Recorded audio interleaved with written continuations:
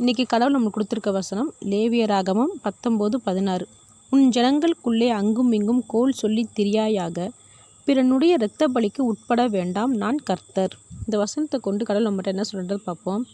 ஒரு உறவினருக்கும் இன்னொரு உறவினருக்குமோ, இல்லை ஒரு நண்பருக்கும் இன்னொரு நண்பருக்குமோ சண்டைனா, அவங்களுக்குள்ள பிரச்சனை சண்டை போடும்போது கூட ரொம்ப பெரிய விரிசல்கள் விழுகாது.